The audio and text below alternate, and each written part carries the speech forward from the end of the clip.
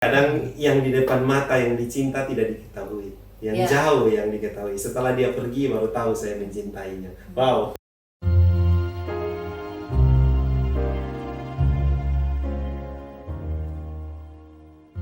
Kita mulai dengan tanya jawab dulu ya teman-teman. Ada yang mau tanya silakan.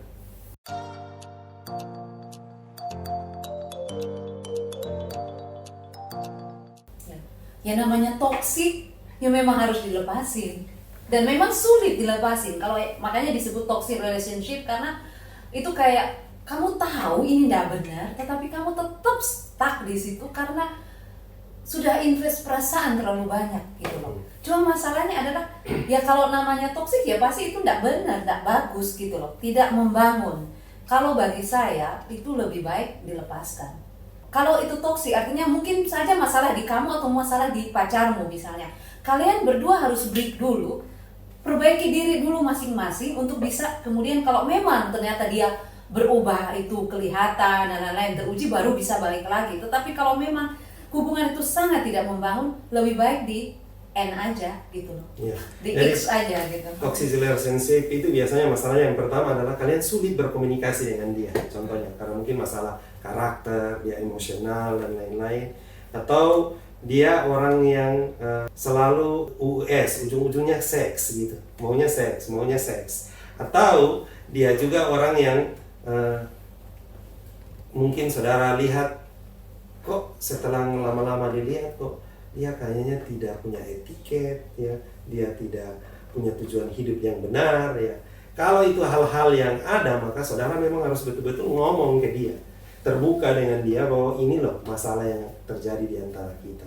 Yang saya harap dari kamu seperti seringkali salah satu yang juga contoh toxic relationship itu misalnya gini loh, ceweknya itu sudah sering dianiaya sama cowoknya, tapi dia cinta, apalagi kalau tipe-tipe cewek yang romantis, melankolis, setia sama pasangan, itu gampang dieksploitasi sama cowoknya sehingga ketika cowoknya sudah pukul terus minta maaf, kasih bunga, romantis tiba-tiba dan lain, ceweknya langsung luluh lagi, kembali lagi. Ya itu karena cewek kelemahannya itu adalah dia dirayu, apalagi dirayu oleh orang yang dia sayang, itu dia mudah sekali jatuh. Jadi hati-hati dengan itu. Nah banyak sekali pasangan itu sering mengalami udah dipukulin, sudah diapain, tetap balik-balik. Saya tidak usah kita ngomong yang pasangan Kristen, yang di luar Kristen aja juga banyak ya. Tetapi di dalam Kristen pun banyak yang seperti itu. Nah masalahnya gini, apakah kalian mau menghabiskan energi hanya untuk meladenin orang-orang seperti itu? Yang nanti pun ketika kalian menikah, kalau masalah itu tidak diselesaikan, kemungkinan akan terulang di dalam pernikahan. Nah, apakah kamu menghabiskan the rest of your life dengan orang seperti itu? Nah, mungkin kalian harus belajar break dulu, dan mungkin dengan kamu menemukan atau melihat ternyata ada hal lain di luar sana, ada orang lain yang lebih baik dari yang kita punya bayangan. Cinta itu butuh waktu kok, pasti akan dipulihkan. Tapi percaya deh, sesakit-sakitnya kita, senangis-nangisnya kita pacaran, itu lebih baik daripada kita nangis karena bercerai. Ya, lebih baik kita menangis dan putus daripada kita keep on going lalu kemudian pada saat akhirnya juga kita bercerai. Ngapain gitu loh. Jadi karena kembali lagi pacaran bukan cuma untuk pacaran, tetapi goal akhirnya apa? Ya, jadi teman-teman kalau teman-teman memang mengharapkan relasi itu terus berlangsung, maka memang yang perlu dilakukan adalah siapa yang toksik itu harus menyelesaikan persoalannya. Datanglah ke konselor atau memang ya saudara ambil waktu dan melihat perubahannya, minta break dan minta lihat dia berubah. Kalau perubahan itu tidak terjadi maka mau tidak mau saudara harus end. Kenapa? Apalagi kalau itu kekerasan. Buat saya kalau dari pacaran dia sudah main pukul saudara, hanya ada 5 huruf. PUTUS, putus. Karena biasanya setelah menikah perilaku kekerasan itu akan lebih bahaya lagi. Oh iya. Ya, Abuse itu kadang-kadang bukan cuma physically, tapi juga verbally. Jadi kalau kalian punya pacar yang malah tidak membuat kalian tapi hidupnya hanya apalagi kalau dia tahu kesalahanmu terus dia abuse kalian walaupun verbal ya dengan kata-kata dan lain-lain, memanfaatkan dia. Kalau tidak nurut kalian bilang dia begitu tahu rahasia kalian atau apa, dia tahu kejatuhan kalian lalu dia pakai untuk terus-menerus memeras kalian untuk tetap berada dalam relasi itu, mending di end aja deh daripada kalian terlalu berharga untuk menghabiskan waktu dengan orang yang salah. Paling baik kalau saudara punya relasi pacaran, saudara punya kakak rohani atau orang-orang yang saudara percaya yang lebih rohani, untuk saudara bisa datang untuk sharing dengan mereka, sehingga bisa membantu saudara untuk menemukan jalan keluar. Apalagi kalau dua-duanya itu dikenal ya.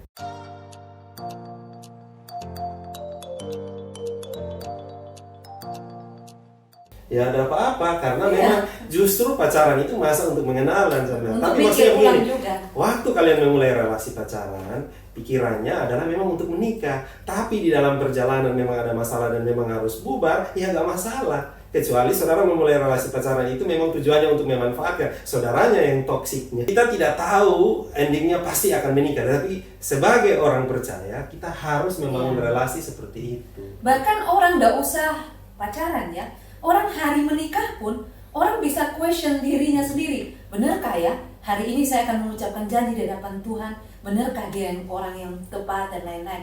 Mempertanyakan kembali itu lumrah. Ketika kita mempertanyakan itu, yang penting adalah kita tanya dulu, yang kita pertanyakan tuh hal prinsip atau tidak. Kalau dia masih bisa kalian tolerir, it's okay. Atau jangan sampai kalian mulai mempertanyakan ini karena kalian sudah lihat orang lain yang kalian lebih merasa lebih. Nah, jadi yang kita pertanyakan itu karena apa? Nah, kalau tapi juga memang lebih baik jujur ya. Kalau kalian mulai merasa perasaan kalian makin hambar dan lain-lain, tidak apa-apa mempertanyakan. Kita pernah ya break ya waktu pacaran karena gini. Waktu itu saya di Aceh, Kak Dance di Malang, dan dia kuliah itu kuliah teologi ya, yang dimana kita tuh nelpon itu hanya bisa 5 menit. Bayangkan 5 menit dan tidak boleh pakai HP. Jadi telepon ke asramanya lalu dipanggilin. Jadi akhirnya dari 5 menit itu kira-kira kita hanya bisa ngomong 3 menit. Lah cewek pingin sharing kan. Nah, saya tipe sebelumnya saya pacaran dengan orang sebelumnya tuh setiap hari ketemu. Terus putus.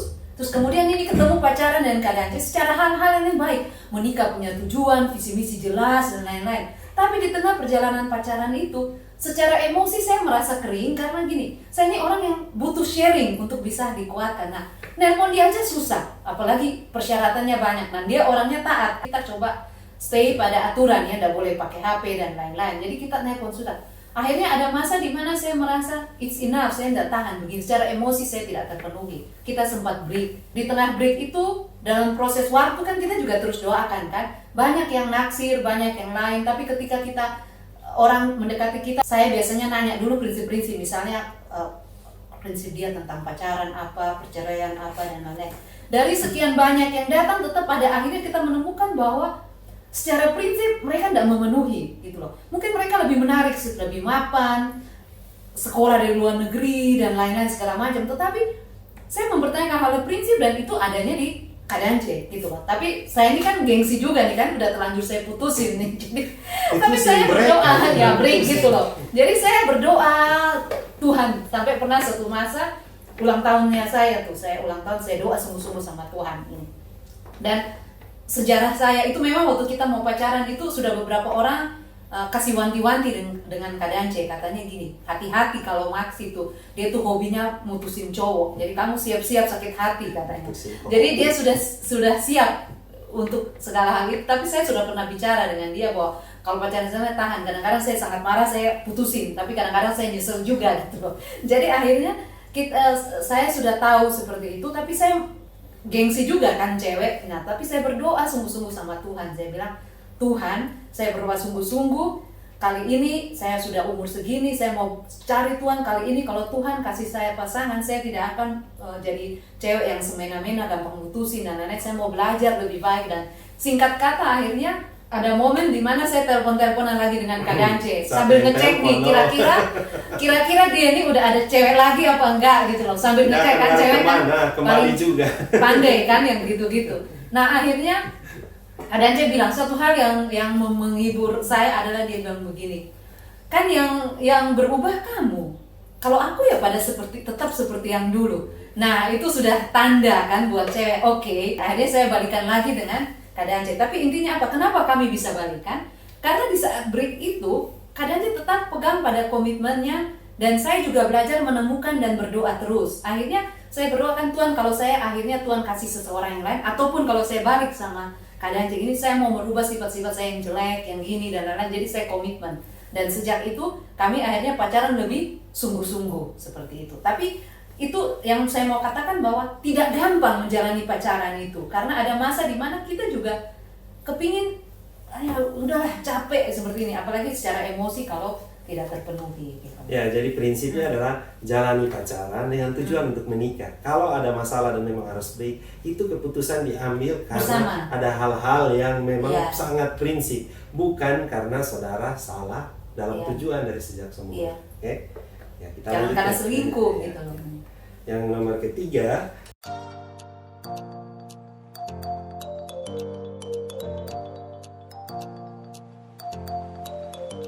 Ya, tidak. Saya juga orang aktif, kadang orang aktif ya. Kita sama-sama aktif memang, tapi memang mungkin kolerik sanguin ya. ya, saya punya sifat itu kolerik ya. Kalau teman-teman sudah pernah tes psikologis kan, kalau saya itu kolerik sanguin. Nah, keadaan C itu kolerik melankolik ya. Jadi walaupun dia keras, tapi sisi melankoliknya lebih besar dibanding saya. Jadi kadang-kadang yang lebih sensitif untuk merasakan sakit hati oleh kata-kata saya itu biasanya keadaan C yang lebih saya, karena saya kan kolerik kadang-kadang tegaan orangnya. Tapi kita jalani itu ketika sangat berat, itu biasanya kita cari konselor untuk tahu. Tadi makanya kita tes ya, tes pasangan dan lain-lain, dan dari situ setiap kali kita ada masalah, kita rujuk kembali kepada hasil tes itu. Jadi didiskusikan, oke, kamu begini karena gini, dan itu bukan cuma untuk tahu. Tes itu membuat kalian lebih paham latar belakang mengapa saya memiliki sifat-sifat ini. Sama, saya juga lebih memahami latar belakang kenapa kalian berespon seperti ini. Jadi pemahaman kita akan latar belakang orang tersebut, sifat-sifat orang tersebut, mimpi-mimpinya dia, dan sebaliknya, itu membantu kita untuk memahami. Dan ketika hubungan itu menjadi lebih berat, komitmen itu membuat kita bertahan ya. Kadang-kadang waktu itu saya bayangin, saya tuh waktu pacaran dengan kadang di Indonesia, dan pas balik kadang di Rote ya, dan saya di Australia gitu loh. Tetapi karena ada komitmen, walaupun di sana kita lihat cowok-cowok cakep banyak dan lain-lain, tetapi ya itu bedanya cewek sama cowok ya. Cewek biasanya tidak gampang tergoda secara fisikal ya. Kita lebih kepada secara emosi, kita attach atau terikat dengan siapa. Jadi walaupun cowok itu mau ganteng seapapun di depan kita, secara emosi kita lebih dekat dengan orang lain yang jauh pun, kita pasti lebih setia kayak gitu lah. Karena memang cewek itu kan jatuhnya bukan di mata biasanya ya. Kita cowok yang jatuhnya di mata, cewek itu biasanya di pendengaran, atau dia merasa sepuas secara emosi, bisa cerita dan lain-lain. Jadi akhirnya itu membuat kita bertahan. Jadi saling mengetahui kelemahan dan kekuatan masing-masing dan saling menguatkan. Dan kembali kayak tadi yang saya bilang, karena saya pernah berdoa sungguh-sungguh di depan Tuhan, dan saya bilang, Tuhan, kalau saya balik sama Kak Danji dan kita pacaran lagi, saya mau jaga hubungan ini dengan baik. Itu yang membuat saya bertahan di tengah kesulitan sesulit apapun gitu. Ya, pertanyaan selanjutnya ini dari Ambon nih.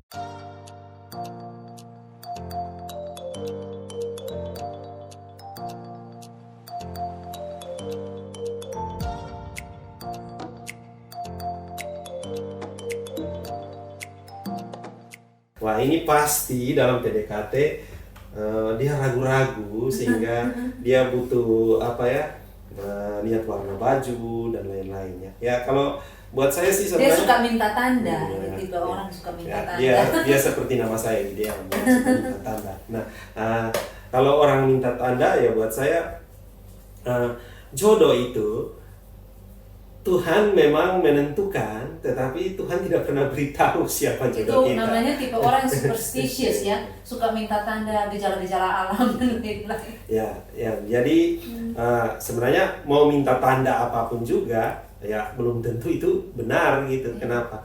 Karena nanti akan menjalani juga masa pacaran. Jadi Mau minta baju pink, tiba-tiba banyak yang datang pakai baju pink, gimana dong?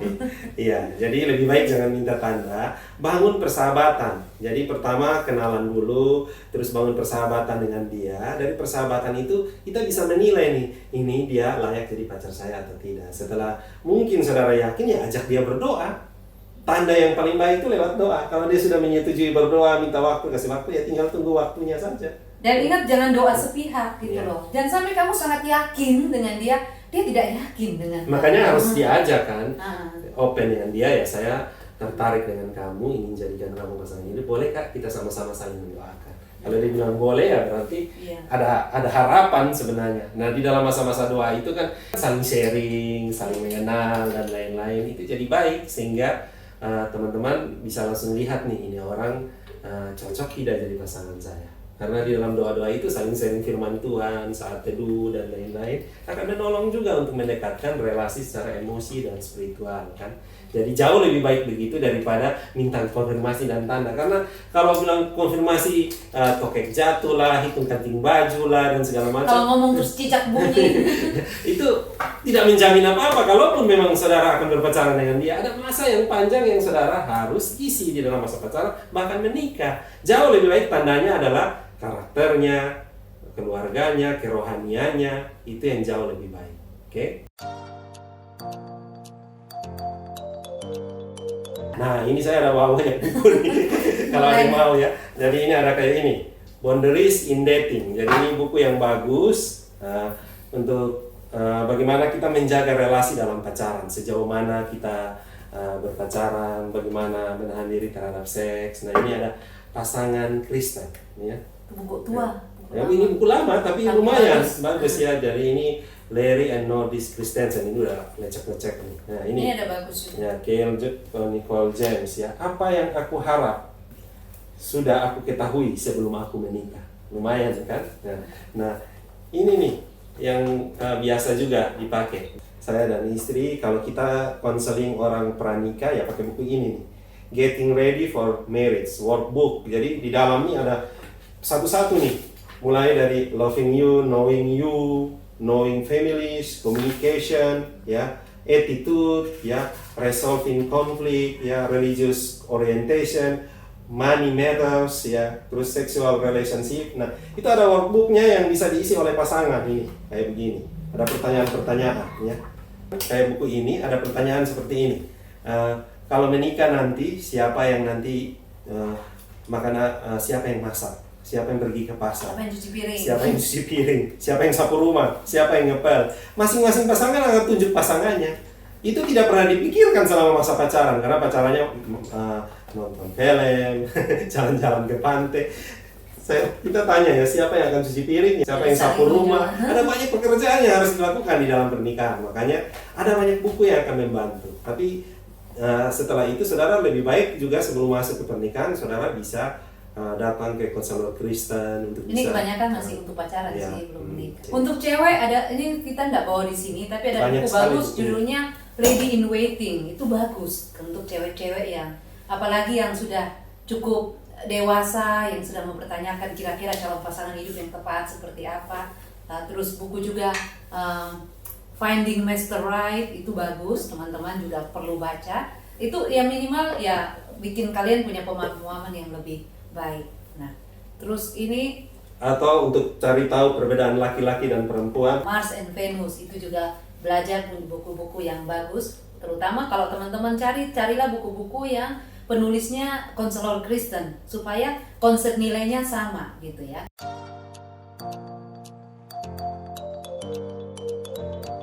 Oh ya kan, kita ada manusia punya banyak bahasa kasih. Umumnya ada 7 bahasa Ya, kasih. ada yang dengan kasih kado, ada yang kasih perhatian, ada yang butuh sentuhan, Ya, jadi taksi nah, suka. tadi gimana kalau dia dasarnya itu? Nah, kalau dua-duanya tipe orang memang mau touch memang, tapi itu juga bisa bahaya ya kalau kebanyakan Biasanya touch. bukan dua-duanya, salah satunya. Ya. Nah, touch yang dimaksudkan ini memang harus ada batasannya ya. Biasanya Boundaries. boundariesnya harus ada. Kalau jadinya kayak KTP kissing touching tapping ya itu jadinya bahaya. Kenapa? Karena konsentrasi di dalam pacaran itu adalah konsentrasi ke arah perkenalan jiwa, roh dan karakter, bukan ke arah fisik. Jadi teman-teman kalau itu cewek maka sangat berhati-hati. Iya. Karena Cewek itu sangat sensitif terhadap sentuhan. Jadi jangan kalian pikir, oh saya belum naksir dia kak. Tapi hari-hari kalau kalian ketemu cewek itu dirangkul, di ini, kalian pikir karena kalian bahasa kasihnya sentuhan, kalian biasa melakukan itu. Tapi kasihan untuk orang yang tidak biasa digituin, lalu tiba-tiba ada yang rangkul dia, ada yang pegang. Terus dia langsung mikir, oh jangan berarti cowok ini naksir saya. Terus cowoknya merasa, enggak, dia kegeeran, saya memang semua sama teman cewek begitu. Nah itu bahaya. Jadi kalau ada orang memberi respon bahasa kasih seperti itu, kalian juga harus perhatikan dia. Dia begitu nggak dengan semua orang? Terus yang punya bahasa kasih itu pun harus hati-hati, karena tidak semua orang tuh ready untuk terima bahasa kasih sentuhan seperti itu, bisa disalah tangkap. Dan untuk orang-orang terutama kalau cowok juga ya, cowok juga bisa sensitif dengan sentuhan ya. Hati-hati, jangan sampai kalian membangunkan singa tidur jadinya. Jadi hati-hati juga. Memang itu bahasa yang baik, tapi NTT ini juga ya, kita mau bicara tentang ciuman ya. Kalau ciuman itu kita kayak saya dengan suami saya berusaha jaga, tidak boleh ciuman sembarang, cium paling di kening dan lain-lain. Tapi waktu kita menikah ya, baru pinangan itu kan orang sabu kan gayanya cium di hidung semua. Sampai suami saya jengkel. Saya boleh jaga baik-baik, tidak cium. Satu kota cium kamu katanya. Undangan kita waktu di acara resepsi itu kan ada 700-800 orang, bayangin. Saya belum pernah cium, itu semua datang ciumin istri saya lagi. Tapi kan untuk yang bukan orang NTT harus paham, di NTT itu kan cium hidung sama hidung ya, rubbing nose ya. Jadi kalau di tengah umum, ciuman adat itu bukan sesuatu yang bisa menimbulkan hawa nafsu, itu ya, beda jadi dengan masalahnya ciuman itu yang ya, lain. otak kita itu punya switch tuh. Kalau saudara ciuman di depan umum dan lain-lain, ciuman persahabatan, ciuman keluarga, kita kadang nggak ada gairahnya karena kita sudah terswitch sendiri. Tapi coba kalian jalan ke gelap-gelap sendiri berdua. Nggak usah gelap-gelap lah, terang tapi berduaan doang, Nah, itu bisa bahaya. Gejolaknya berbeda. Kenapa? Karena orientasinya sudah ke arah seks gitu. Jadi hati-hati. Jangan pernah, prinsipnya begini, jangan pernah memulai kalau saudara tidak bisa rem. Coba tanya tuh yang nikah-nikah MBA semua. Saya tanya beberapa, mereka bilang, dulu kakak bilang mau rem. Ternyata rem, belum. Makanya jadi begini kan.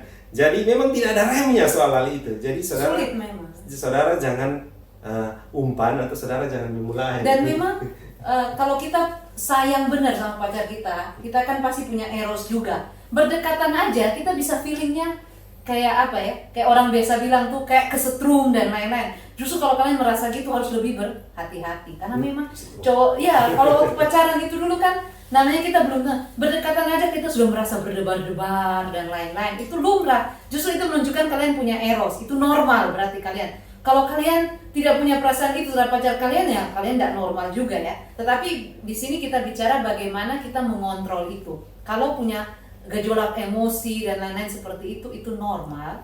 Cuma masalahnya adalah secara ajaran Kristen kita tidak diizinkan melakukan hubungan seks sebelum menikah. Jadi kita harus menjaga supaya kita jangan terlanjur jatuh ke dalam hal itu. Dan itu memang tidak mudah, apalagi kalau pacarannya LDR ya. Saya dengan Kak Dance kan pacaran LDR. Dan saya bersyukur kadang-kadang Kak Dance kan dari seminar kan sangat ketat masalah pacaran dan lain-lain. Nah, ketika kami bertemu waktu itu saya persiapan di Bali mau ke Australia, Kak Dance datang itu dia ditemani temannya karena aturan kampusnya orang pacaran tidak boleh berdua gitu. Jadi ya bawa obat nyamuk lah seperti itu. Karena memang kalau kita LDR itu ketemu itu, wah itu paling riskan untuk jatuh ke dalam dosa seks. Jadi kita harus berhati-hati, harus punya obat nyamuk yang lain untuk mencegah jangan jatuh ke dalam hal seperti itu. Karena kita harus mengakui, tidak boleh merasa sombong kita itu kuat ya.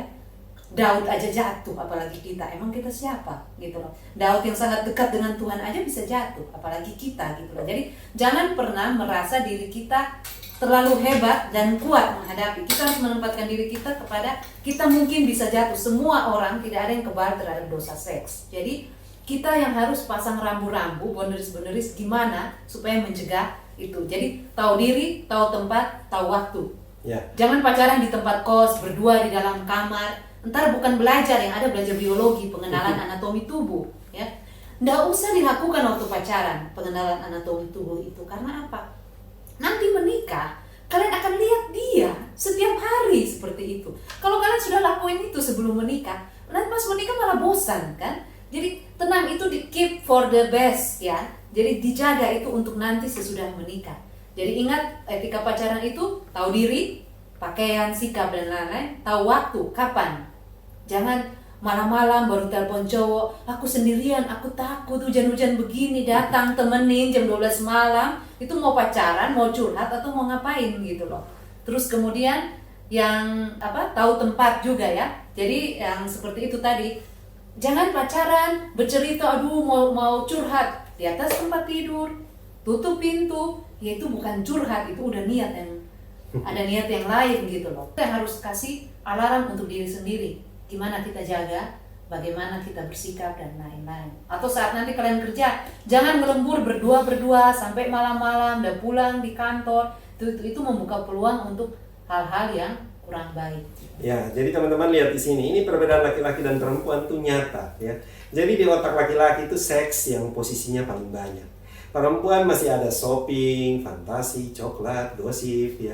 Kalau laki-laki posisi paling besarnya seks.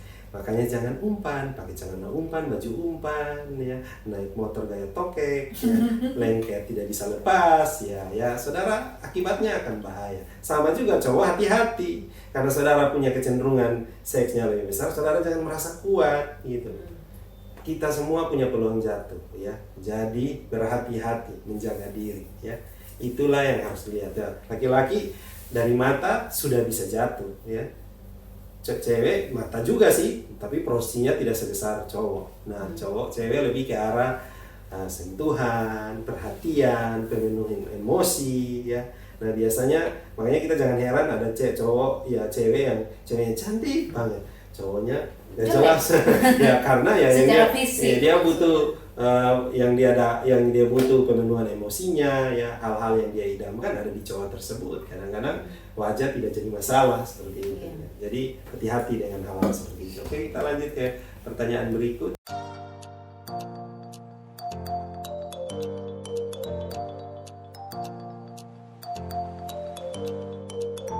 Kalau buat saya harus jujur ya. Kenapa? Karena jujur itu memberikan kesempatan kepada dia untuk bisa punya waktu dengan yang lain ya. Buat saya begitu ya.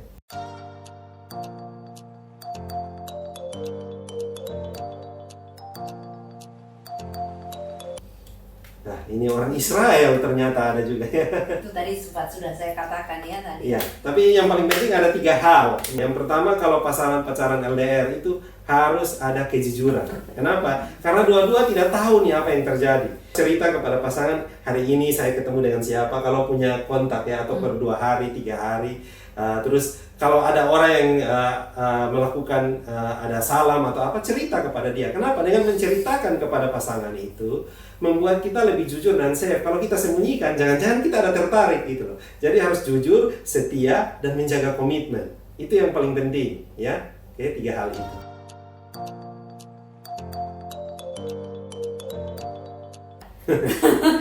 yang pertama harus teman-teman tahu, zodiak atau horoskop itu bukan Kristen. Jadi astrologi yang seperti itu bukan pengajaran Kristen. Jadi ditolak aja. Percaya kepada firman Tuhan, ya. Apalagi jangan pakai horoskop ya. Lebih kepada pengenalan sifat dan karakter. Tapi pengenalan karakter itu karena kalian kenal tes psikologis. Jangan kalian mau kenal karakter tapi baca zodiaknya. Ya itu sama aja gitu loh. Bukan di situ. Buat saya kalau ada zodiak di skip karena itu horoskop.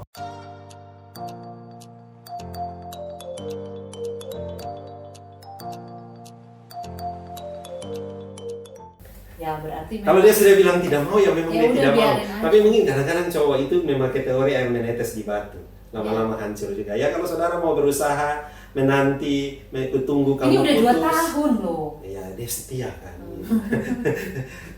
Ya, atau mungkin dia belum sadar, ceweknya belum sadar. Coba kamu menghilang dari dia nih, pasti dia yang cari. Ya ada tes seperti itu ya. Kadang yang di depan mata yang dicinta tidak diketahui. Yang jauh yang diketahui. Setelah dia pergi baru tahu saya mencintainya. Wow. Kalau kamu memang masih tetap cinta sama dia, pelajari dia. Mungkin ada hal-hal yang dia cari itu yang mungkin belum ada di kamu. Itu yang coba kamu tanya. Ya selama dia belum berpacaran. Kalau dia sudah berpacaran ya kamu merusakkan hubungan orang. Iya.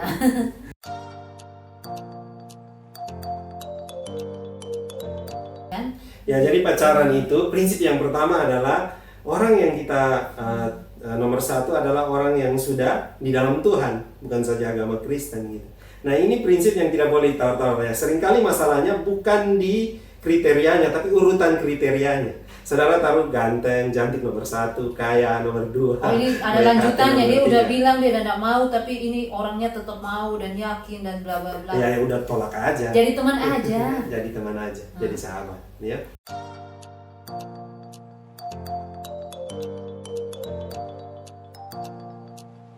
dia lagi doain orang lain, tapi Iya. ada orang lain juga doain. Itu gimana dong? Wah, ini berarti laris manis ya.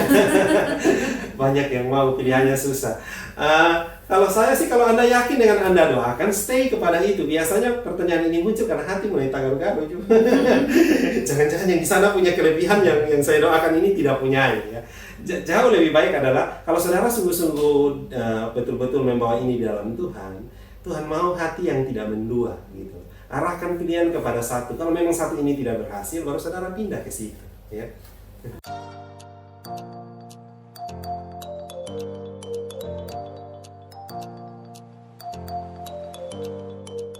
Ya memang kayak tadi saya bilang, untuk cewek apalagi kalau kita sungguh-sungguh mencintai itu butuh waktu untuk pulih ya. Tetapi setiap kalian mulai ragu, ingat kembali kenapa dulu putus. Supaya kalian yakin, oke, memang saya harus end, betul-betul end dan lupakan. Karena setiap kali kalian muncul tuh ragu, kenapa ya dulu apa aku balikan lagi sama dia, tuh tanya dulu kenapa alasan putus itu apa. Kalau alasan itu memang sudah sangat prinsipal dan bisa ditawar, nggak usah dipikirin lagi ya.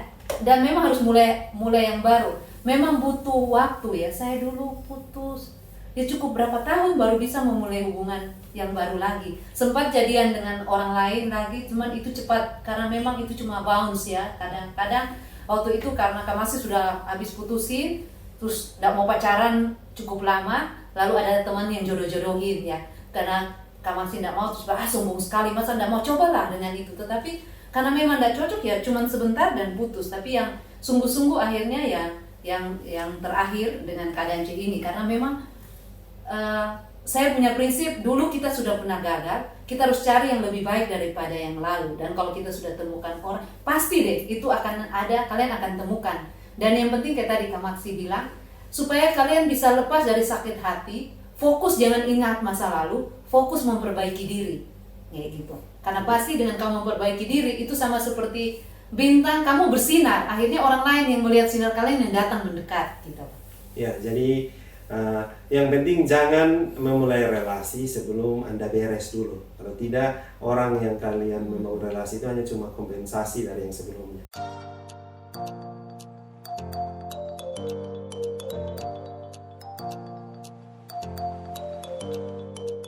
Yang tadi kita Cari jelaskan. aktivitas bersama yang sama-sama.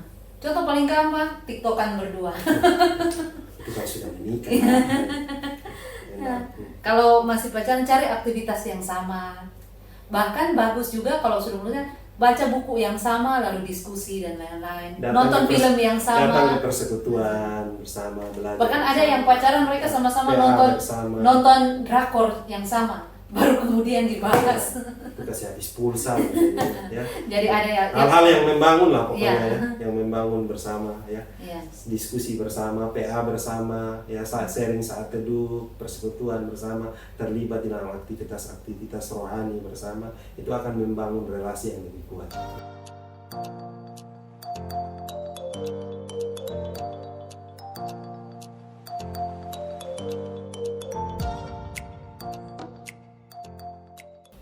Seringkali bukan karena masalah LDR ya. Kalau LDR apapun juga, isi dari pacaran itu kan menunjukkan karakter, emosi, kedewasaan karakter. Jadi LDR itu hanya masalah jaraknya, isinya tetap sama kan pacaran itu. Jadi itu masa saling mengenal, saling menolong, saling memperhatikan, saling membantu, menuju ke arah pernikahan kan. Jadi kalau kita melihat di dalam relasi itu justru yang ada ditindas, tidak saling membangun ya, itu toxic relationship ya. Nah, tapi ini dia lebih karena tidak bisa komunikasi karena kondisi sudah 2 tahun jadi hambar gitu loh. Ya, itu tadi saya bilang LDR itu harus ada kejujuran, komitmen dan kesetiaan. Ukurannya itu, kalau dia ketemu pun dia tidak jujur dengan apa yang dia lakukan, apa yang dia Sama buat, aja. ya sama aja. Karena LDR tapi kita bisa tidak saling tahu dia jujur. di sana, dia lagi dengan siapa, dia lagi buat apa. Kalau saya dan istri, kalau kita pun jarang ketemu, tapi kalau ketemu telepon, kita pasti cerita nih, ini ada yang mau sama saya, ini ada yang bilang begini, ini. Jujur. Jadi harus jujur. Kalau tidak jujur ya ada yang ditutup-tutupi, pasti yang ditutup-tutupi itu pasti ya yang bau itu pasti akan tercium juga. Jadi kalau dia sudah tidak jujur, saudara sulit untuk ngomong hal yang lain, ya. Itu yang harus jadi pertimbangan. Ya, Oke? tapi ya doakan dulu ya, jangan langsung jangan ras ke keputusan ya. Coba doakan sama-sama. Tapi tadi dia bilang akhirnya sudah sepakat untuk ambil break dulu. Ya mungkin break juga baik, karena kadang-kadang kita ketika punya pasangan yang perhatian, care sama kita take it for granted. Nanti ketika kita kehilangan orang itu baru kita rasa butuh. Ya kadang-kadang break juga bagus, membuat kita kembali memikirkan ulang, dan kalau memang kita sungguh-sungguh akan kembali lagi gitu.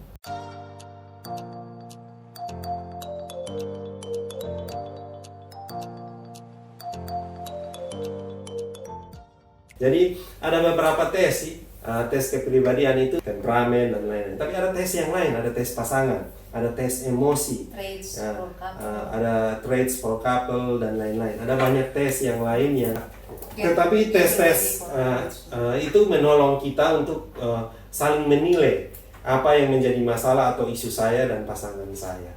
Tetapi bukan menjadi penentunya, ya teman-teman. Kitalah yang akan menentukan yang mana yang akan menjadi penentu.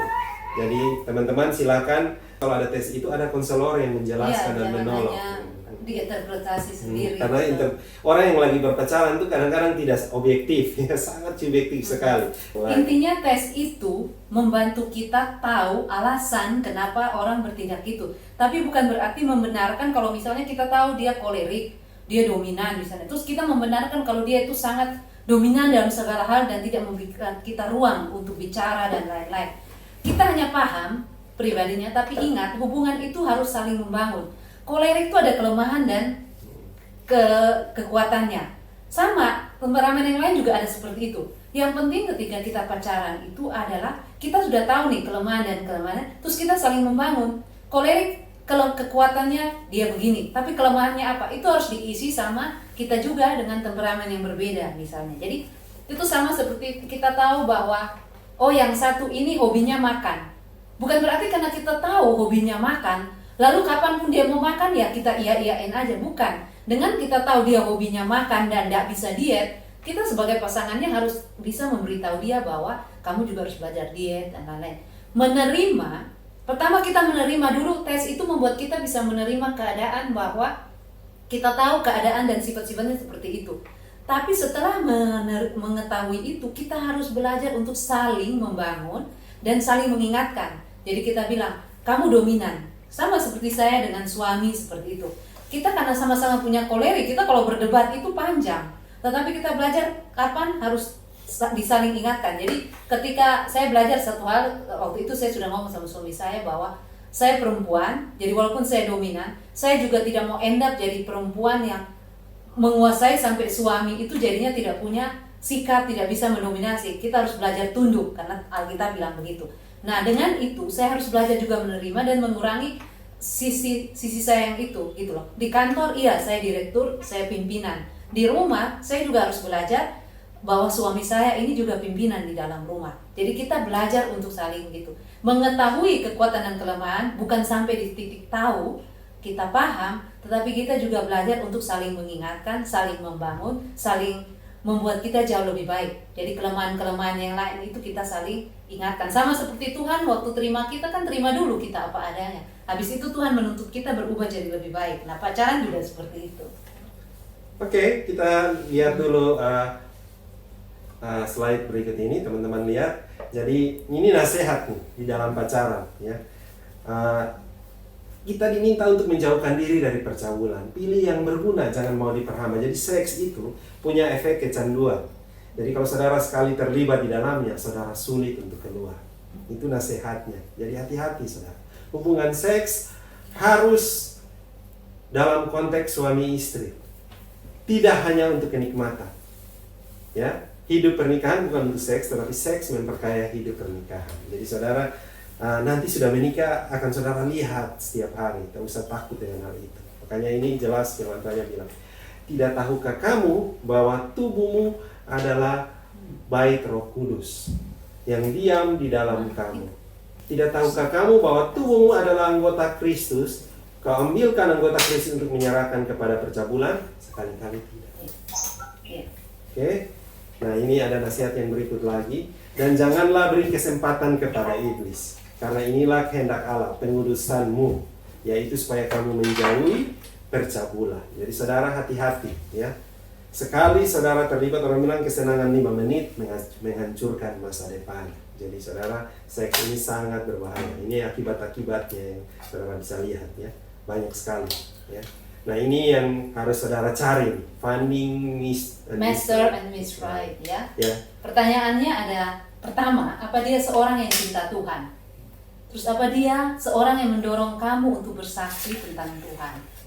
Apakah dia seorang yang menginspirasi dan yang mendukung studi? Kalau kalian lagi kuliah atau kalau kalian udah kerja, yang mendukung kerjaan kalian. Dia menginspirasi dan mendukung, bukan malah bikin kalian malas kerja, malas belajar, kayak gitu. Terus dapatkah saya mencintainya, berpacaran dan menikahinya kelak? Jadi bukan cuma sekedar pacar, tetapi nanti kalau kalian akan mau nggak menikah dengan orang yang seperti ini gitu loh. Terus kemudian, apa kalian bisa saling menghargai dan menjaga kehormatan masing-masing? Kalau saya prinsipnya, kamu mau bisa nilai cowok itu baik atau benar, pertama, cara dia memperlakukan kamu. Kalau dia bisa menghargai kamu dan jaga kehormatan kamu, itu kuncinya. Kalau dia tidak bisa jaga kehormatan kamu, kalian jangan berharap nanti kelak dia tidak selingkuh. Itu inti. Jadi kalau kalian mulai lihat dia saja dengan kalian lancang, kepingin melakukan hal-hal yang fisikal, bahkan sampai kepingin mendapatkan seks dan lain-lain. Kalau pacaran aja dengan kalian dia sudah begitu, kalau menikah, mungkin dia akan selingkuh, kemungkinan besar. Karena dia mau melakukan sesuatu yang di luar hal yang benar. Jangan pernah mau dengan orang seperti ini. Prinsip utama yang pertama, apakah dia seorang yang cinta Tuhan atau tidak, itu kalau dia cinta tidak Tuhan, bisa ditawar-tawar, ya. Oke. Nah. Terus juga ingat kriteria, kita punya banyak kriteria. Tapi seringkali mungkin kita salah mengatur susunan kriteria ya. Tadi bilang misalnya iya Kak, dia cinta Tuhan. Tapi ketika kita ketika kita ketemu orang yang ada 2 atau 3 pilihan, sama-sama cinta Tuhan, kadang-kadang kita mau bilang dia juga cinta Tuhan Kak, tapi kita milih ini dia lebih kaya, atau dia lebih mapan, atau dia lebih ini. Berarti kriteria kalian yang pertama bukan cinta Tuhan, tapi mapan, ekonomi dulu. Jadi ingat, yang pertama cinta Tuhan itu tidak bisa ditawar.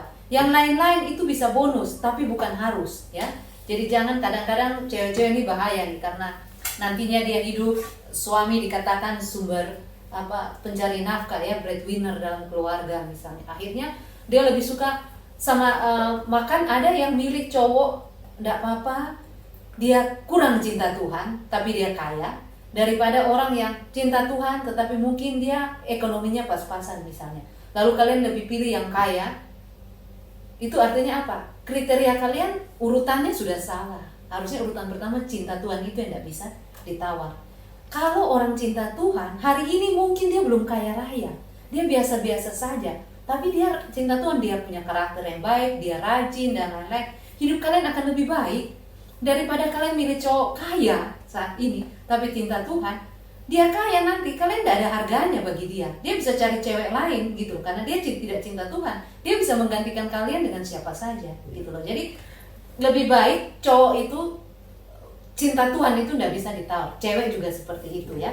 Ini tadi prinsip segitiga, saya ulang lagi. Ya. Kenapa yang cinta Tuhan itu dasarnya Tuhan, tujuannya juga Tuhan. Nah kalau dua-dua cari Tuhan, maka relasinya makin dekat ya. Ini ada beberapa nasihat yang lain, teman-teman bisa lihat ya, tentang percabulan. Banyak sekali bagian-bagian firman Tuhan seperti ini yang ada dalam Alkitab. Nah pertanyaannya, bagaimana kalau kita sudah terlanjur ya? Ya Tuhan bilang confess ya. Minta pengampunan dari Tuhan. Tuhan itu setia dan adil. Dia akan mengampuni dan menyucikan kita. Dosa seks bukan dosa yang tidak dapat diampuni oleh Tuhan ya. Minta pengampunan dari Tuhan dan biarkan Tuhan melayakkan kita. Apakah Anda terlibat di dalam pornografi, kecanduan film, game, porno, bacaan porno, atau melakukan masturbasi, onani, atau pernah mengalami pelecehan dari kecil, Tuhan Maha Kasih. Dia sanggup menolong kita. Pengampunannya nyata atas hidup kita. Serahkan semuanya kepada Tuhan. Hidup di dalam Tuhan ya. Kita hidup di dalam Roh. Minta Tuhan yang menuntun keinginan-keinginan dan hawa nafsu daging kita. Karena kalau kita manusia tidak akan kuat sendiri, tapi bersama dengan Tuhan, Tuhan akan menolong kita. Dan yang terakhir, jadikan Tuhan Yesus satu-satunya Tuhan di dalam hati kita. Jadi kalau Anda pacaran tujuannya untuk Tuhan, menikah pun juga tujuan pertama adalah untuk memuliakan Tuhan. Tujuan-tujuan yang lain itu adalah tujuan-tujuan goal-goal kecil di dalam tujuan utama itu. Jadi Ya, ukurannya sebenarnya adalah pada saat kamu pacaran, kalau saya melakukan ini, apakah saya memuliakan Tuhan atau saya mendukakan Tuhan? Karena itu pertanyaannya selalu seperti itu. Jadikan Tuhan satu-satunya Tuhan di dalam hati kita. Tuhan harus lebih daripada diri kita, bahkan pasangan kita. Itu yang menjadi tujuan. Pada saat kita mengutamakan Tuhan, Tuhan juga akan memberkati relasi dan pacaran kita, bahkan keluarga kita nantinya.